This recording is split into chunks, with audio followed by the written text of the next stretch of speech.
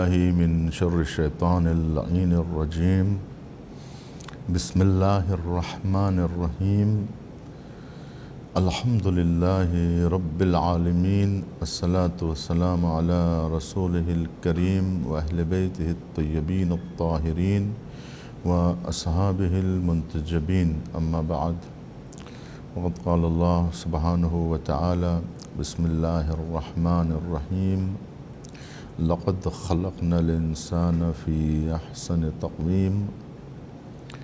عزیزان ایمان، ماہ مبارک رمضان اور تربیت جوان کے عنوان سے گفتگو کا سلسلہ جاری ہے۔ ہم نے گزشتہ بحث میں اس بات کی طرف توجہ دلائی تھی کہ انسان کی جوانی اور انسان کے بڑھاپے دونوں میں جو کچھ وہ خواب میں دیکھتا ہے یا اس کے ذہن پر جو کچھ بھی اثرات ہوتے ہیں اس میں اس کے بچپن کا بہت دخل ہوتا ہے۔ بچپن میں جو کچھ بھی وہ کرتا ہے وہ تمام باتیں بھلائی نہیں جاتی۔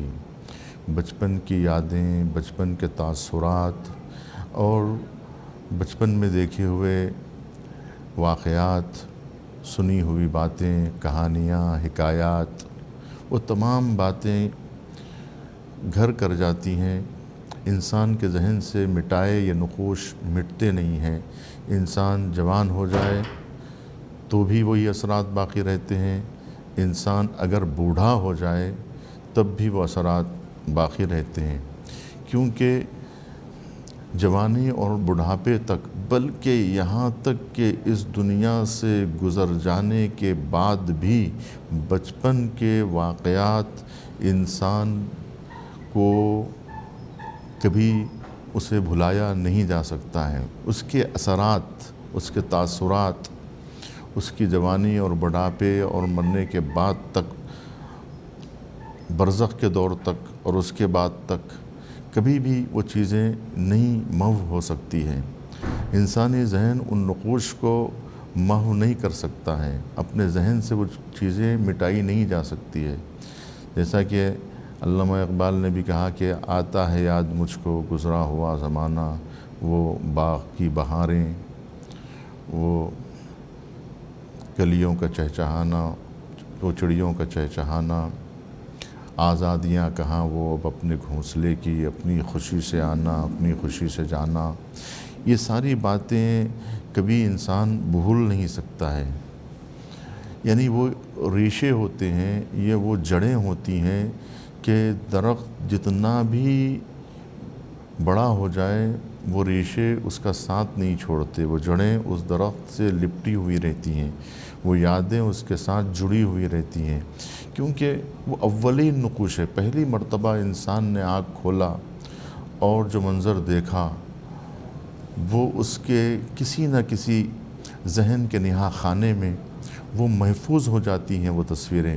پہلی مرتبہ جو کچھ وہ سنتا ہے وہ اس کے نہا خانے میں وہ چیز محفوظ ہو جاتی ہے۔ تبھی تو شریعت اسلامیہ نے بچے کے پیدا ہونے کے بعد یہ کہا ہے کہ اس کے سیدھے کان میں اذان دی جائے، اس کے بائیں کان میں جو ہے وہ اقامت دی جائے، کہ اذان اور اقامت دینے کا یہ جو فلسفہ اور حکمت ہے وہ یہی بات کی طرف اشارہ کر رہی ہے کہ کان سب سے پہلے جو آواز سنے وہ اللہ اکبر ہونا چاہیے۔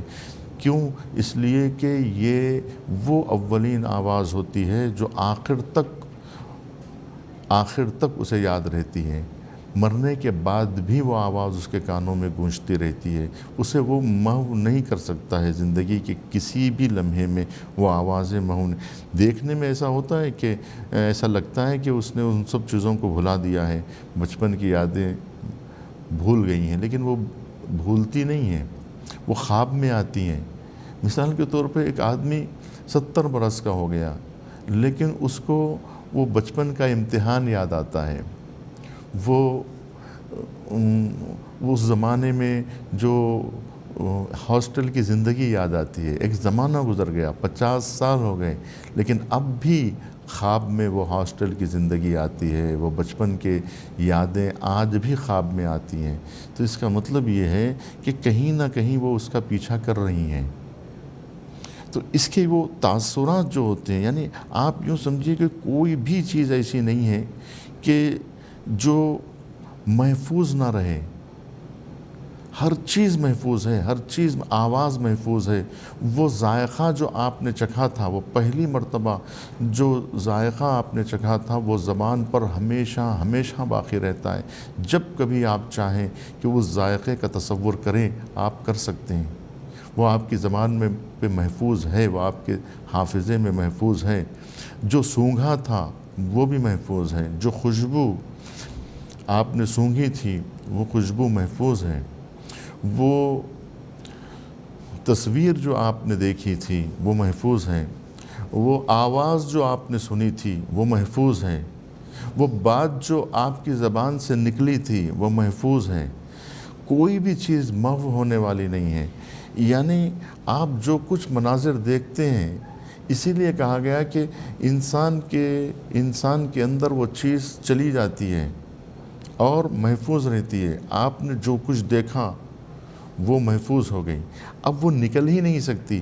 اب کوئی چیز جو اس کی ترجمان بن سکتی ہے تو وہ ترجمان اس کی زبان ہی ہو سکتی ہے۔ زبان ہی ہے جو اسرار کو بازگو کر سکتی ہے، اسرار کو منکشف کر سکتی ہے۔ زبان ہی میں وہ طاقت ہے کہ جو چیز اس کے ذہن میں ہے اس کو بیان جو چیز کر سکتی ہے، جو چغلی کر سکتی ہے، وہ زبان کر سکتی ہے۔ تو اسی لیے زبان سے کہا گیا کہ آپ جو اسرار دیکھیں، ہاں آپ ہزاروں باتیں کر سکتے ہیں، لیکن وہ بات جو اسرار آپ کو دیے جا رہے ہیں، جو سر ہے، وہ سر آپ اپنی حد تک محفوظ رکھیں۔ وہ جو دیدار ملکوت ہے، وہ غیب جو آپ کے لیے شہود میں بدلتا ہے، وہ باتیں جو آپ کو صرف آپ سے کہی جاتی ہیں، وہ آپ ہی سے کہی جا رہی ہیں، وہ کسی اور سے نہیں کہی جا رہی ہیں۔ اسی لیے آپ دیکھیں گے بہت سارے ایسے عرفاء ہیں جو منہ بند کر لیتے ہیں،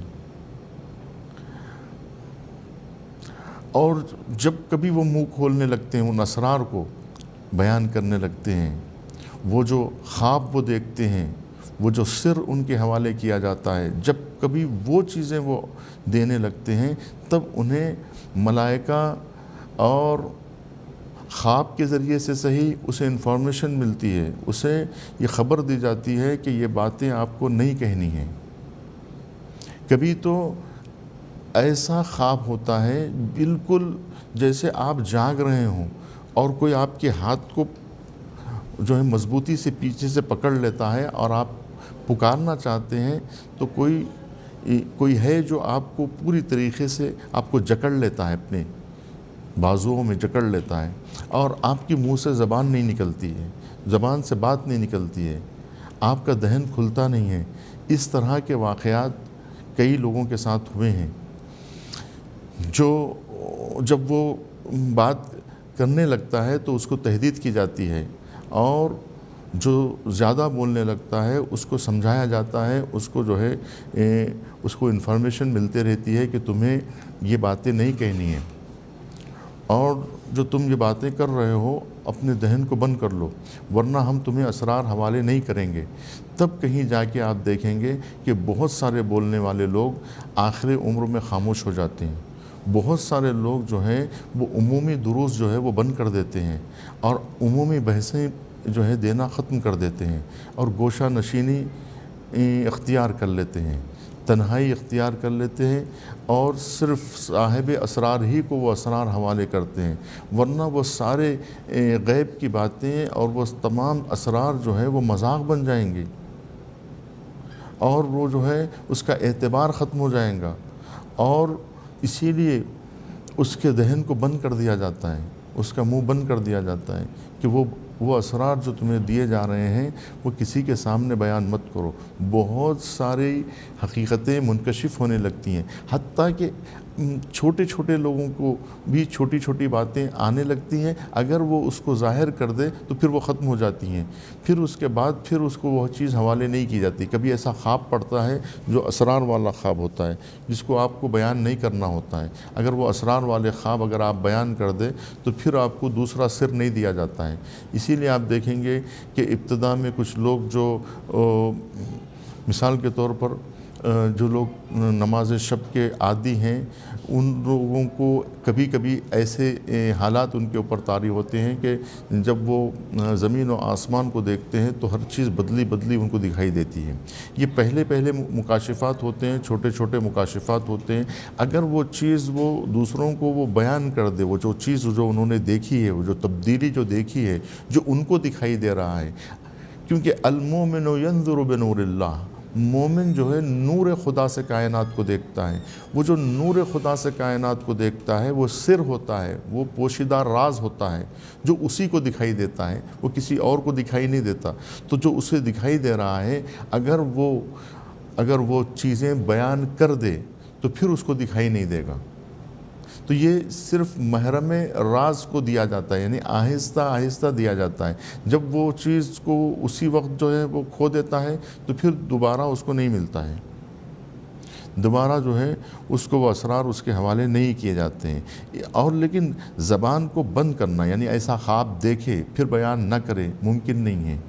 اسی لیے ایسے خواب جو ہے مومنین کو بیان نہیں کرنا ہے، کیونکہ وہ انہی کو دیا جا رہا ہے، انہی سے مخصوص ہے، وہ کسی اور کے لیے نہیں ہے، وہ کسی اور کو بتانے کے لیے نہیں ہے۔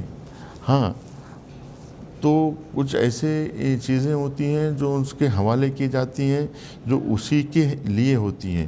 بہت کم ہوتا ہے کہ جب اس کو یہ حکم ملے کہ آپ یہ چیز بیان کر سکتے ہیں، دہن کھلے، اور دہن ہر ایک کا نہیں کھولا جاتا ہے۔ آپ دیکھیں 1,24,000 پیغمبر ہیں نا، 1,24,000 انبیاء گزرے، تو ان 1,24,000 انبیاء میں رسول کتنے ہیں آپ بتائیے؟ تو کیا 1,24,000 رسول ہیں؟ نہیں ہیں، 1,24,000 انبیاء ہیں۔ تو فرق کیا ہے کہ ان میں صرف 313 رسول ہیں، یا لگ بھگ اس طرح کے کم 100، یعنی 200 300، یہ اس لگ بھگ میں ہے نا، یعنی 1000 تک بھی نہیں پہنچتے ہیں، 1000 تک بھی نہیں پہنچتے ہیں، تو لاکھ تک کہاں پہنچیں؟ تو پھر اس کا مطلب یہ ہے کہ پھر وہ 1,00,000 انبیاء اور یہ 313 رسول، تو بھی ان 313 رسولوں میں اور ان انبیاء میں فرق کیا ہے؟ تو کہا جاتا ہے کہ نبی وہ ہے جن تک خبر پہنچتی ہے، لیکن انہیں یہ حکم نہیں دیا جاتا کہ آپ اس حکم کو دوسروں تک پہنچائیں۔ جب یہ حکم دے دیا جائے کہ آپ ابلاغ کریں تو آپ رسول بن جاتے ہیں۔ وہی انبیاء میں کچھ لوگ رسول بنتے ہیں، یعنی ان کو دہن کھولنے کی اجازت دی جاتی ہے، یعنی اکثر انبیاء کو دہن کھولنے کی اجازت نہیں ہے، ابلاغ کی جو ہے وہ حکم نہیں دیا گیا ہے۔ جب ابلاغ کا حکم نہیں دیا گیا ہے تو شریعت کو بیان کرنے کا حکم انہیں نہیں دیا گیا ہے، تو وہ رسول نہیں ہے۔ جب پیغام پہنچانے کا حکم مل جائے کسی نبی کو تو وہی نبی رسول بن جاتا ہے، جس نبی کو یہ کہا جاتا ہے کہ، اور اکثر انبیاء کو کیا کہا جاتا ہے کہ یہ صرف تمہارے لیے ہے، یہ حکم صرف تمہیں دیا جا رہا ہے، اور اکثر احکام انہیں خواب میں ملتے ہیں، رسول انہیں دکھائی نہیں دیتے۔ رسول انہیں جو ہے ایک ایسا خواب ہوتا ہے جو بیداری والا خواب ہوتا ہے، یعنی ایسا لگتا ہے کہ، کیونکہ خواب میں بھی آپ کو معلوم ہے کہ خوابوں کی بہت بڑی دنیا ہے، خواب میں اسرار ملتے ہیں۔ تو خواب جو ہوتے ہیں وہ کچھ خواب تو ایسے ہوتے ہیں جو بہت ہی جو ہے نا مدھم ہوتے ہیں، جو صاف دکھائی نہیں دیتے۔ کتنے ہزار خواب ہیں کہ جو خواب مدھم ہیں، جو دکھائی نہیں دیتے، جو سنائی نہیں دیتے، وہ خواب جو ہے آدمی کو یاد ہی نہیں رہتے وہ خواب۔ تو اس کا مطلب یہ ہے کہ کچھ خواب ایسے ہوتے ہیں جو دکھائی دیتے ہیں، جو خواب ایسے ہوتے ہیں کہ جو محسوس ہوتے ہیں، اور کچھ خواب تو اتنی بیداری میں ہوتے ہیں، اتنی بیداری میں ہوتے ہیں کہ ایسا لگتا ہے کہ ہم بالکل ہوشیاری میں دیکھ رہے ہیں، بیداری میں دیکھ رہے ہیں، ایسے خواب ہوتے ہیں۔ تو ان خوابوں کے ذریعے سے بہت ساری باتیں ان کے حوالے کی جاتی ہیں، لیکن خواب اس وقت شفاف ہوتے ہیں جیسے جب دن شفاف گزرتا ہے۔ مراقبہ جتنا قوی ہوگا دن میں، خواب اتنا شفاف ہوگا رات میں۔ دن میں اگر آپ نے پوری طرح سے مراقبت کی، اپنے نفس کو کنٹرول میں رکھا، اور ایک گندگی یا ایک دھبا بھی نفس پر لگنے نہیں دیا، اور پوری طرح سے مراقب رہے، پوری طرح سے آپ نے جو ہے وہ حفاظت کی اپنے نفس کی، تو جتنی آپ نفس کی حفاظت دن میں کریں گے، رات میں آپ کا خواب اتنا ہی شفاف ہوگا، اتنا ہی صاف ہوگا، اتنا ہی زلال ہوگا، اتنا ہی جو ہے گہرا ہوگا، اور اتنا ہی جو ہے بیداری والا خواب ہوگا۔ تو خواب کو آپ معمولی نہ سمجھیں، خواب معمولی چیزیں نہیں ہیں۔ یہ خواب جو ہے میں جو ہے وہ ہر ایک انسان کے خواب الگ الگ ہوتے ہیں، اور ہر ایک کو خواب میں الگ الگ باتیں بتائی جاتی ہیں، اور ہر آدمی الگ خواب دیکھتا ہے، اپنی اس کی زندگی سے مربوط ہوتے ہیں، اس کی سوچ سے مربوط ہوتے ہیں، اس کی فکر سے مربوط وہ خواب ہوتا ہے، اس سے ہٹ کے نہیں ہوتا ہے۔ جو خواب اس انسان کو دکھائی دے رہا ہے وہی خواب دوسرے کو نہیں آئے گا۔ ہر انسان کے خواب الگ ہوتے ہیں۔ اس کا مطلب یہ ہے کہ ہر انسان کے نفس کی کیفیات الگ ہوتے ہیں، ان کے ذہن کی اپج الگ ہوتی ہے، اس کے جو ہے تاثرات الگ ہوتے ہیں، اس کی یادیں الگ ہوتی ہیں، اس کے تخیلات الگ ہوتے ہیں، اس کے تفکرات الگ ہوتے ہیں، ان کی یادیں الگ ہوتی ہیں، اور ان کی تمنائیں آرزوئیں الگ الگ ہوتی ہیں، اور یہ ساری تمنائیں آرزوئیں یہ سب جو ہے خواب میں ظاہر ہونے لگتی ہیں۔ مرنے کے بعد تک وہ اس کا پیچھا نہیں چھوڑتی، کیونکہ اس کی وہ آرزو، اس کی تمنا اس کا پیچھا نہیں چھوڑتی ہیں۔ اسی لیے کہتے ہیں کہ بچہ جو ہے وہ بچپنے سے جانا جاتا ہے۔ بچے کو دیکھ کے آدمی سمجھ سکتا ہے کہ یہ جوان ہو کے کیا بننے والا ہے، یہ بوڑھا ہو کے کیا ہونے والا ہے۔ تو جو کچھ بھی اس نے بچپن میں دیکھا تھا اس کے تاثرات جوانی میں رہیں گے، جوانی میں جو کچھ دیکھا تھا وہ بڑھاپے میں رہیں گے، زندگی میں جو کچھ دیکھا تھا وہ جو ہے برزخ میں رہیں گے، برزخ میں جو کچھ تھا وہی چیز جو ہے محشر میں ہوگی، وہی چیز روز قیامت ظاہر ہوگی۔ کہ ہر چیز جو ہے، یہ کوئی بھی عمل ایسا نہیں ہے جو مجسم نہیں ہوگا، ہر عمل مجسم ہے، ہر عمل کی تاثیر ہے، ہر عمل کو جو ہے وہ شکل دی جائے گی۔ جب ہر عمل شکل میں آئے گا، اس کی حقیقی صورت میں آئے گا، وہی حقیقی صورت وہی جنت بنے گی، وہی حقیقی شکل وہی جہنم بنے گی، وہی درد اور کرب بنے گا۔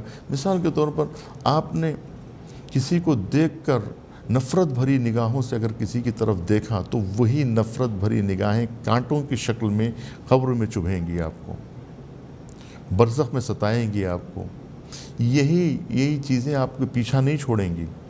لیکن اگر آپ نے کسی کو دیکھ کے مسکرایا اور کسی کے دل میں سرور پیدا کیا اور کسی بندے مومن کو آپ نے خوش کر دیا، تو یہ جو خوشی جو آپ نے دی ہے یہ ایک مجسم صورت میں آئے گی، مجسم شکل اختیار کرے گی۔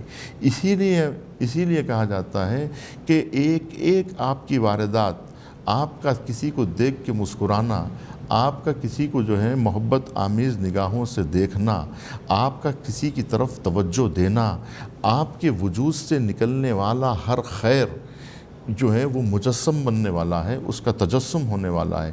آپ نیکیاں چھوڑ دیجئے تو پھر وہ نیکیاں مجسم نہیں بنیں گی۔ کتنے لوگ کہتے ہیں کہ نہیں ہم بیزار ہو گئے، اب ہم یہ کام نہیں کریں گے، یعنی نیکیوں سے لوگ بیزار ہو جاتے ہیں، کہتے ہیں اب یہ نیکی ہم نہیں کریں گے، یہ اب کسی کو دیکھ کے ہم نہیں مسکرائیں گے، اب کسی کو دیکھ کر جو ہے ہم پیار بھری نظروں سے کسی کو نہیں دیکھیں گے، اب جس کسی کو بھی دیکھیں گے وہ قہر آلود نگاہوں سے دیکھیں گے، اب ہم نے جو ہے نیکیاں کرنا چھوڑ دی ہیں۔ کچھ لوگ یہ کہتے ہیں، جس کا مطلب یہ ہے کہ ان کے حوصلے پست ہیں، ان کی ہمتیں پست ہیں، یہ جوان مرد نہیں ہیں، یہ جوان لوگ نہیں ہیں، ان کے حوصلے کمزور ہیں، ان کے ارادے کمزور ہیں، ان کے حوصلے کمزور ہیں۔ یہ حوصلے کمزور جو لوگ ہوتے ہیں وہ نیکیوں کا انبار نہیں جمع کر سکتے ہیں، اور جو نیکیاں نہ جمع کر سکے وہ کس طرح سے جنت الفردوس میں، جنت میں بھی طبقات ہیں، جنت کے بھی کئی اسماء ہیں، جنت کے بھی مقامات ہیں، ہے نا۔ صدیقین کا مقام اور ہے،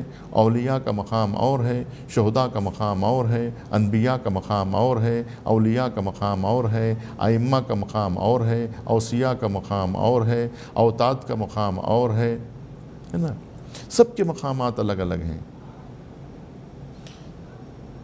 اقطاب کا مقام ہے، اوتاد کا مقام ہے، سب کا مقام الگ الگ ہے۔ تو ان مقامات تک رسائی کیسے ہو؟ کسی نے اتنی نیکیاں کمائی تھی تو وہ اتنی نیکیاں دیکھے گا، جس نے زیادہ نیکیاں حاصل کی تو وہ زیادہ نیکیاں دیکھے گا۔ تو اب یہ جواں ہمت لوگوں کا کام ہے۔ تو جوانی کو جواں ہمتی میں بدلنا یہ جوانوں کا کام ہے، یعنی جواں مردی کا ثبوت دے، ہمت و حوصلے کا ثبوت دے۔ یہ کام جوان کر سکتا ہے، یعنی حوصلہ رکھنا، ہمت رکھنا، نیکیاں حاصل کرنا یہ جوانی ہی میں کر سکتا ہے، ورنہ حوصلہ سرد ہو جائے گا۔ حوصلہ سرد نہ ہو، ہمت نہ ٹوٹے انسان کی، تو شروع میں تھوڑا سا کچھ کام کرتے ہی ہمت ٹوٹ جاتی ہے انسان کی۔ آپ دیکھیں اکثر لوگ پہلی کلاس دوسری کلاس میں فیل ہو جاتے ہیں۔ اتنے کروڑ بچے اسکولوں میں جاتے ہیں، لیکن کتنے بچے ہیں جو پی جی تک پہنچتے ہیں؟ کے جی سے میں کتنے بچے داخل ہوتے ہیں، اور کتنے بچے پرائمری اسکول تک پہنچتے ہیں، اور پرائمری اسکول میں جو پہنچتے ہیں وہ کتنے ہائی اسکول میں پہنچتے ہیں، اور جتنے ہائی اسکول میں پہنچتے ہیں وہ کتنے اس سے اعلیٰ تعلیم حاصل کرنے والے ہوتے ہیں۔ یعنی ان کی تعداد گھٹتی چلی جاتی ہے، یعنی پہلے ہی مرحلے میں لوگ فیل ہو جاتے ہیں۔ وہ جو پہلے ہی مرحلے کی سختی ہے، بچپن ہی میں لوگ فیل ہو جاتے ہیں، جوانی کی نوبت نہیں آتی۔ اور جوانی کی ابتدا ہی میں جب کوئی ایک کام نیکی کا کیا تو فوری اس کی جو سزا ملتی ہے کہ یہ روایت میں ہے کہ اتق شرا من احسنت الیہ، اس کے شر سے محفوظ رہو جس پر تم نے احسان کیا، ہے نا۔ جس پر تم نے احسان کیا اس کے شر سے محفوظ رہو۔ تو گویا احسان کرنے کے بدلے میں انسان کو شر ملتا ہے، تو کون انسان ایسا ہے جو احسان کرے گا؟ لہٰذا وہ انسان راستے سے ہٹ جاتا ہے۔ تو ہزار نیکیوں کے کرنے والے لوگ داخلہ لیتے ہیں، پہلی کلاس میں آتے ہیں، لیکن دوسری کلاس میں نہیں پہنچ پاتے۔ وہ جو دوسرا امتحان ہوتا ہے اس امتحان میں شریک نہیں ہوتے۔ تو لہٰذا بہت کم لوگ آپ کو ایسے ملیں گے کہ جو نیکیوں کے راستے پر آئے اور ثابت قدم رہے۔ آتے تو ہیں لیکن ثابت قدم نہیں رہتے۔ یہی وہ مسئلہ ہے کہ جو چند لوگوں کو وہ یہ چیزیں ملتی ہیں۔ جوان سب ہوتے ہیں، جوان مرد بہت کم ہوتے ہیں۔ یعنی کئی لوگ جوان ہو کر اپنی جوانی کو کھو دیتے ہیں، اپنی جوانی کو محفوظ نہیں رکھ پاتے۔ تو ایک سب سے بڑی بحث یہ ہے کہ انسان اس کو سنبھالے۔ میں نے اشارہ بھی کیا تھا اس سے پہلے والی بحث میں کہ بچے کو بچپنا سنبھالنا مشکل ہوتا ہے، کیونکہ نئی امنگوں کو سنبھالنا، ابھی قدم چل رہے ہیں تو کبھی ادھر دوڑیں گے کبھی ادھر دوڑیں گے، ابھی آہستہ جسم میں ایک طاقت پیدا ہوئی ہے تو کبھی یہ توڑیں گے، وہ موڑیں گے، کبھی یہ جلائیں گے، کبھی کبھی گاڑی کی ڈبی کو لے کر آگ لگا دیتے ہیں بچے، کبھی چھوٹے بچے کو اس کا بھیجا نکال کے ہاتھ میں مسلنے لگتے ہیں، کبھی کچھ کرنے لگتے ہیں، کبھی گاڑی کی ڈبی لیے گھر کے اندر گئے، گھر میں جا کے آگ لگا دیا۔ کیا نہیں کرتے ہیں یہ بچے کو بچپنا سنبھالنا بہت مشکل کام ہوتا ہے۔ اچھلنا، کودنا، توڑنا، گرانا، پٹکنا، کبھی برتن گر رہے ہیں، کبھی کچھ گر رہا ہے، قیامت مچی ہوئی ہے، तो क्या हो गया है? तो क्या बचपन आ गया है? बचपना को संभालना बच्चे के लिए मुश्किल हो गया है। ये एनर्जी जो है उसको संभालना, ये जो नई नई उमंगें आ रही हैं, ये हाथ में जो ताकत आई है, अब जी चाह रहा है कि हर चीज़ उठा के फेंक दे। लेकिन अब वो बच्चे जो कंट्रोल कर ले जाते हैं वो बहुत ही जो है खुशकिस्मत बच्चे हैं। उन जिन बच्चों को लोगों की दुआएं मिलती हैं, माँ बाप के जो है शफ़क़त मिलती है, जिनको ख़ानदान की दुआएं मिलती हैं और उनकी मोहब्बतें मिलती हैं, तो वो मोहब्बतें, वो उल्फ़तें, वो शफ़क़तें, वो माँ बाप का प्यार, वो माँ की ममता, वो बाप की शफ़क़तें, ये सब सहारा बनती है कि बच्चे को संभाला जाए बचपन। वरना बच्चा बचपन को संभाल नहीं पाता। बच्चा अगर बचपन को संभाल ना पाए तो वो पूरा बोझ जवानी पे पड़ता है। और इसी तरह से जवानी को संभालना, भाई जब बचपन को संभालना इतना मुश्किल था तो फिर जवानी को संभालना कितना मुश्किल है। अब तो नए एहसासात जन्म ले रहे हैं, अब तो नए एहसासात, नई उमंगें, नई अंगड़ाइयाँ और रानाइयाँ और वो जुल्फ़ें, वो खूबसूरती, वो शबाब, वो जो है नया गुरूर, वो तकब्बुर, वो जो है ओज, वो गुरूर, वो खुद पसंदी, ये सारी चीज़ें सर उठा रही हैं। अपने आप को देखना, मुरसना, आईने के सामने अपनी खूबसूरती को देख कर मुरसना और अपने आप को में खुश होना और अपने आप को कुछ समझ लेना, और जो है इस तरह की नई नई उमंगें, नए एहसासात, नए जज्बात, नई सोच, नई फ़िक्र, ये सारी चीज़ें, एहसासात अभी ताज़ा शहवत और इस तरह से कि जिनसी ख्वाहिशात, ये सब की सब सर उठाने लगती हैं। और इन तमाम के सामने एक जवान अपने आप को संभाल नहीं पाता है। किस चीज़ को संभाले? कभी आँख बहक रही है, कभी कान बहक रहे हैं, कभी ज़बान बहक रही है, कभी वजूद बहक रहा है, कभी ख्वाहिशें सर उठा रही हैं। कैसे अपने को संभाले ये जवान, समझ में नहीं आता। भूख लगती है तो भूख पे कंट्रोल नहीं, प्यास लगती है तो प्यास पे कंट्रोल नहीं। जो ख्वाहिशें उभर रही हैं, जिनसी ख्वाहिशात को संभालना एक जवान के लिए बहुत मुश्किल है। कुदरत है, ताकत है, इस कुदरत को संभाला कैसे जाए, इस ताकत को संभाला कैसे जाए, एक नई बहस यहाँ से वजूद में आती है। कई आभास वजूद में आते हैं कि कुदरत खुद अच्छी चीज़ है या बुरी चीज़ है, कुदरत क्या चीज़ है और ये कुदरत का इस्तेमाल करना चाहिए कि नहीं करना चाहिए। अब यहाँ से फिर एक बहस आएगी। हम थोड़ी सी बहस कुदरत के ताल्लुक़ से भी करेंगे, इसलिए कि ये नई ताकत इंसान के हाथ में आई है तो क्या ताकत का इस्तेमाल करना चाहिए कि नहीं करना चाहिए। कुदरत जो इंसान को हासिल हुई है, ये जो जिस्म में ताकत आ गई है कि मैं ये कर सकता हूँ, मैं वो कर सकता हूँ, तो गोया ताकत आई है ना। कुदरत कह रही है कि मेरे पास कुदरत आ गई है, तोड़ने की ताकत आ गई है, तोड़ दूँ कि ना तोड़ूँ, मारने की ताकत आ गई है, मारूँ कि ना मारूँ। तो ये जो कुदरत है, ये कुदरत का इस्तेमाल कैसे किया जाए, ये एक बहस है। ये सारी चीज़ें कुदरत हैं। इंसान का जो मकाम माशरे में बना है, ये भी एक कुदरत है। कुदरत की कई किस्में हैं। ये जो इज़्ज़त है आपकी, ये भी एक कुदरत है। जो माशरे में आपको जो है साहब साहब कह के पुकारा जा रहा है, सर सर कह के पुकारा जा रहा है, ये एक कुदरत है। मदरसे के जो उस्ताद है उसके पास एक कुदरत है, मदरसे का जो प्रिंसिपल है उसके पास एक कुदरत है, जो मुलाजिम है उसके पास एक कुदरत है, जिसके पास मनसब है उसके पास एक कुदरत है, जिसके पास दौलत है उसके पास कुदरत है, जिसके पास सरवत है उसके पास कुदरत है। तो जवानी में ये सारी चीज़ें उसको हासिल होती हैं, नई कुदरत उसके पास हासिल होती हैं। यही आप देखेंगे कि बचपन में वो गुरूर व तकब्बुर नहीं होता। बच्चे खेलते हैं और जो है उसको मिटा देते हैं, लिखकर ज़मीं पे नाम हमारा मिटा दिया, उनका तो खेल खाक में हमको मिला दिया। बच्चे घर बनाते हैं, घर तोड़ देते हैं, मोहब्बत किसी से नहीं करते, अपने बनाए हुए घर को तोड़ देते हैं। आज लड़े कल मिल गए। बचपन में इंसान के दिल में न हसद होती है, न कीना होता है, न फसाद होता है, न जो है गुरूर होता है, न तकब्बुर होता है, इसलिए कि वो सब अपने को कमज़ोर समझते हैं। जो कमज़ोर समझते हैं वो आपस में नहीं लड़ते, जो अपने को ताकतवर समझता है फिर वो फसाद पर आमदा हो जाता है। तो कुदरत फसाद आवर है। तो अब सवाल ये है कि अगर कुदरत फसाद आवर है तो कुदरत को हासिल करना चाहिए कि नहीं करना चाहिए। कुदरत तो आ रही है, नेचर आपको कुदरत दे रहा है। आप कैसे अपनी कुदरत को रोक सकते हैं? कुदरत कैसे बुरी चीज़ हो सकती है? ताकत कैसे बुरी चीज़ हो सकती है? ताकत को समेटना कैसा बुरा हो सकता है?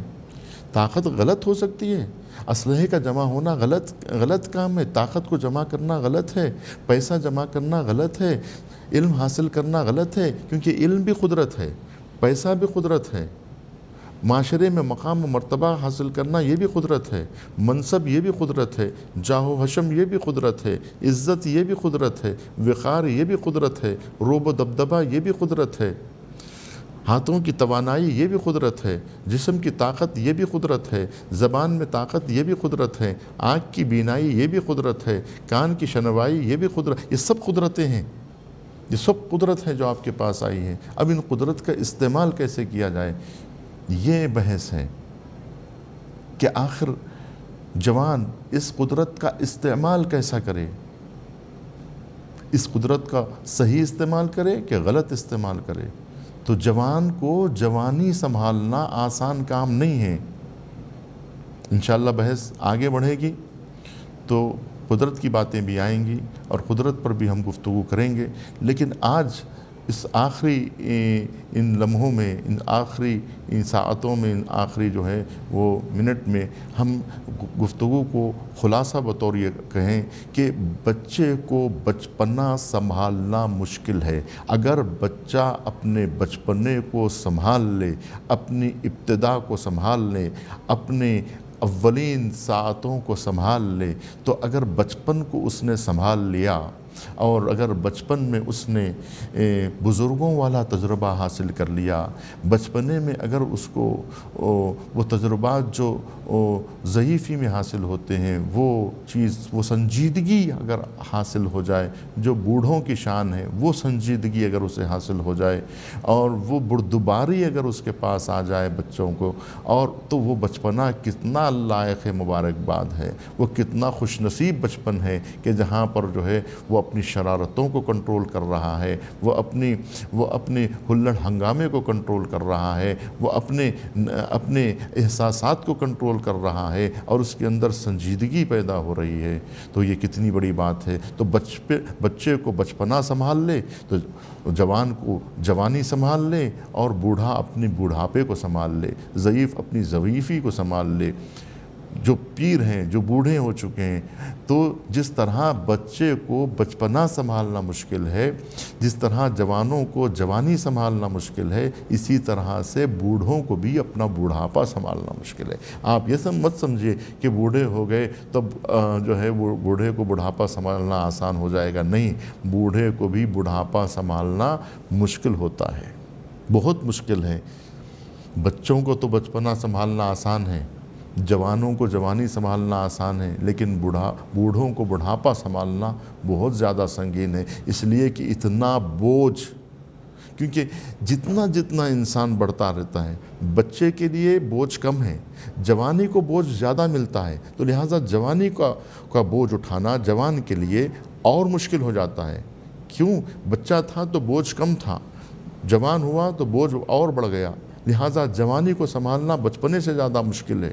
इसी तरह से बूढ़े को अपना बुढ़ापा संभालना जवानों से ज़्यादा सख्त है, इसलिए कि जवानों पर उतना बोझ नहीं था जितना कि ज़ईफ़ों पर बोझ आया था। हम इस गुफ्तगू को इंशाअल्लाह कल भी इसी गुफ्तगू को आगे बढ़ाएंगे, क्योंकि वक्त ख़त्म हो गया है। हम आपसे इजाज़त चाहते हैं। वस्सलामु अलैकुम वरहमतुल्लाहि वबरकातुहू व आखिरु दावाना अनिल हम्दुलिल्लाहि रब्बिल आलमीन।